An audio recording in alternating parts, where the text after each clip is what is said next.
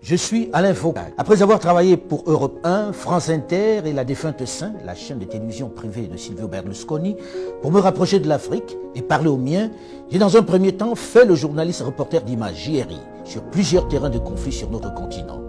Le Congo, la RDC, ex-Zaïre, la Somalie et le Rwanda. Je suis ensuite entré à RFI où je suis rédacteur en chef adjoint, producteur des magazines Archives d'Afrique, le rendez-vous d'histoire contemporaine de l'Afrique sur l'antenne de RFI depuis bientôt une trentaine d'années, et le débat africain, qui est la tribune d'échange des Africains sur les questions politiques, économiques, sociales et culturelles. Cadre dans lequel je reçois depuis bientôt une dizaine d'années tous les profils allant des chefs d'État aux ouvriers, aux artisans, en passant par les chefs d'entreprise.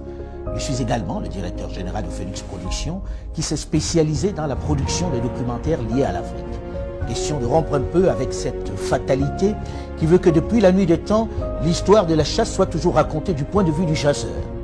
Une dictature de la pensée qui a installé durablement chez nous, Africains, des complexes profonds, puisque nous ne nous voyons qu'à travers le regard de l'ancien maître.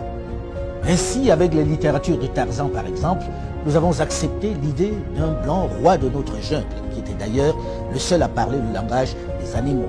Avec les prêtres et autres religieux, nous avons intégré que le diable est noir, que Dieu est blanc, que Tainclair est meilleur, que nos religions étaient profanes et la manifestation du diable, et qu'il fallait s'en éloigner.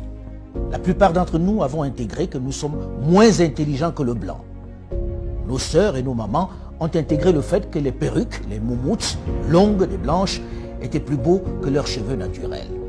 Il est venu le moment de sortir de cet obscurantisme. Il est venu le moment pour une jeunesse désormais bien formée et ouverte sur le monde, d'élaborer le narratif des Africains, de raconter notre histoire, de magnifier nos valeurs, de vulgariser notre savoir, notre conception de la vie. Bref, de récupérer la parole qui nous a été arrachée et de parler de nous, sans complexe, avec fierté.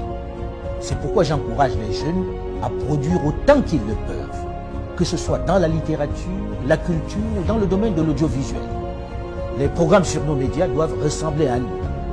Ils doivent refléter nos réalités. Nos feuilletons, nos films, nos jeux doivent ressembler à nous. Fini le mimétisme. Dans le même temps, mon travail à l'international m'a permis au fil de toutes ces années de me rendre à l'évidence à quel point notre continent, pourtant si riche en ressources humaines et minières, souffre d'un mal chronique, l'absence de leadership de qualité qui puisse impulser le développement. Pendant longtemps, les diplômés, les cadres se sont trop contentés de gagner leur vie dans de grosses structures, abandonnant trop souvent à des aventuriers, des voyous de tout poil la gestion de notre bien commun. Des politiques sans vergogne qui se sont enrichis, plongeant nos pays dans l'abîme et le chaos. Il devient urgent pour cette jeunesse bien formée, avec de vrais rêves et de réels potentiels, de s'engager en politique pour donner un cap à nos territoires.